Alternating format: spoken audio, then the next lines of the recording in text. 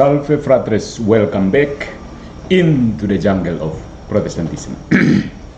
Pasang telinga ya. Ini adalah salah satu apologi pribadi dari Patrice Allegro.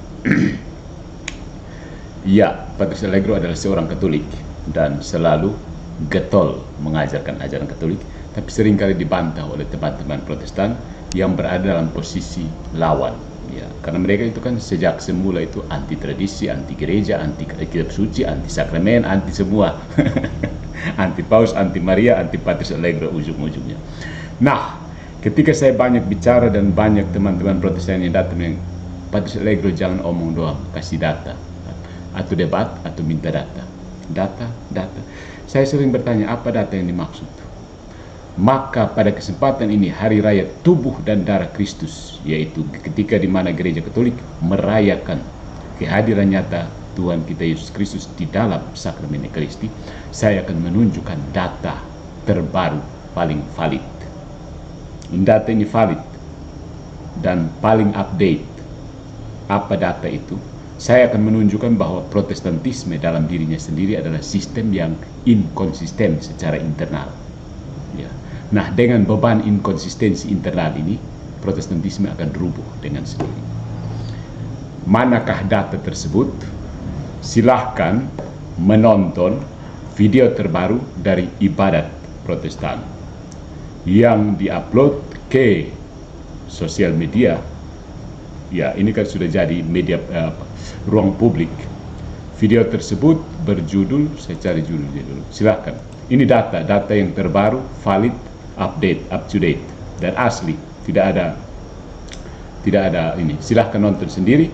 Video berjudul Salinan dari Percaya pada Tuhan, Jangan pada Pengertian Sendiri, Amsal 3:5-6, yang diupload oleh akun bernama Muriwali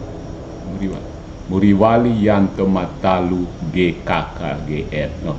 Diupload oleh akun bernama Muriwali Yanto Matalu GKKR. Jadi ini sudah ada di ruang publik, maka saya mengambilnya sebagai data yang valid dan up to date. Baru berapa menit yang lalu ya ditayangkan, di posting. Oke, silahkan menontonnya. So, welcome back to my channel. Ada apa? Jadi, ketika iman berdiri di atas pasir, bukan batu karang ya, batu karang itu Katolik, yang pasir dong itu siapa? Sudah lama kami mengajukan satu tuduhan serius kepada Protestantisme, bahwa ia inkonsisten secara internal, dan hari ini melalui khotbah Anda sendiri kami hanya perlu menyodorkan cermin. Lihat sendiri, bestel di situ. Yang pertama, klaim awal bahwa Protestantisme itu inkonsisten. Protestan gemar menuduh Katolik sebagai sistem yang korup, penuh tambahan manusia, menindas kebebasan, dan tidak murni Injili. Ya. Tapi masalah terbesar mereka bukanlah Katolik. Masalah terbesar mereka adalah diri mereka sendiri. Sebuah sistem teologis yang berantakan, saling bertabrakan, dan tidak pernah mampu hidup dalam koherensi epistemik, ontologis, maupun moral. Camkan. Masalah terbesar adalah diri mereka sendiri. Protestantisme adalah sebuah sistem teologis yang berantakan, saling bertabrakan, dan tidak pernah mampu hidup dalam koherensi epistemik, ontologis, maupun moral. Hari ini saya ingin menunjukkan bahwa khotbah Protestan yang sudah nonton ke belum, yang baru saja Anda dengarkan itu, panjang, penuh ayat, diselingi nama-nama filsuf besar, justru memperkuat klaim kami bahwa Protestantisme tidak bisa hidup dengan prinsip-prinsipnya sendiri.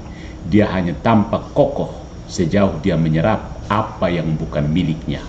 Logika filsafat Katolik, etika kodrat, bahkan tafsir tradisional atas Alkitab. So, sola scriptura, buang dulu di got ya. Yang poin yang pertama, mari kita lihat. Sola scriptura versus akal budi. Anda tak bisa miliki dua Tuhan. Ya, tidak bisa punya dua Tuhan. Harus satu Tuhan. Kalau sola scriptura ya sola scriptura. Kalau mau akal budi juga.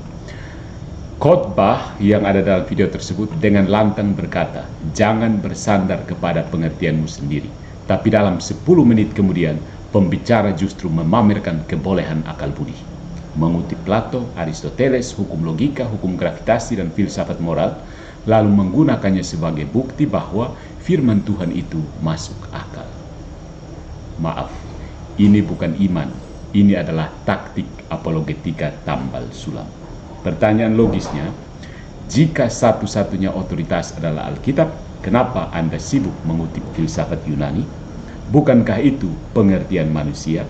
Bukankah reformator Anda mengutuk filosofia fana, filsafat kosong? Anda ingin menolak akal budi manusia, tapi Anda menyusunnya sebagai argumen. Anda membenci tradisi, tapi Anda hidup dari tafsir dan kerangka skolastik.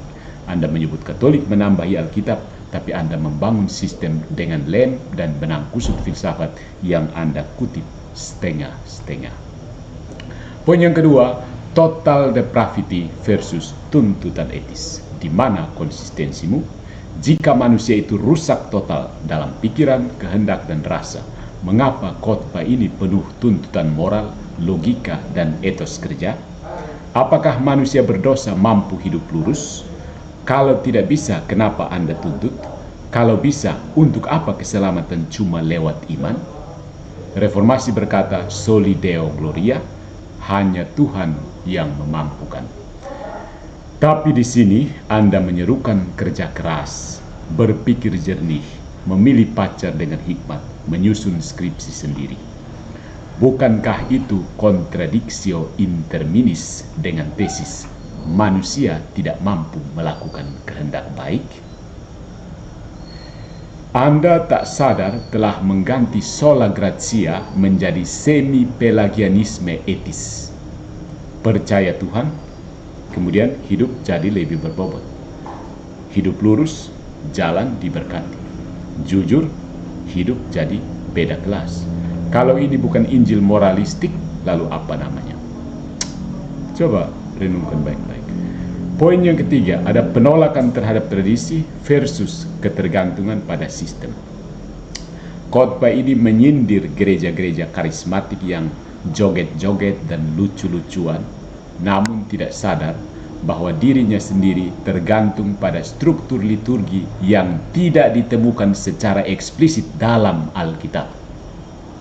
Dimulai dengan salam liturgis, membacakan hukum Taurat, doa syafaat, persembahan, lagu kidung pujian yang tersusun rapi. Pertanyaannya, siapa yang mengajarkan itu dalam Alkitab?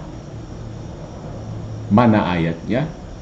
Yesus, Paulus, Musa? Tidak. Berarti itu ajaran manusia kan? Itu tradisi gereja purba yang diwarisi dan tentu saja diabaikan akarnya. Maka yang terjadi bukanlah gereja Alkitabiah, melainkan gereja Katolik yang mengalami amnesia institusional.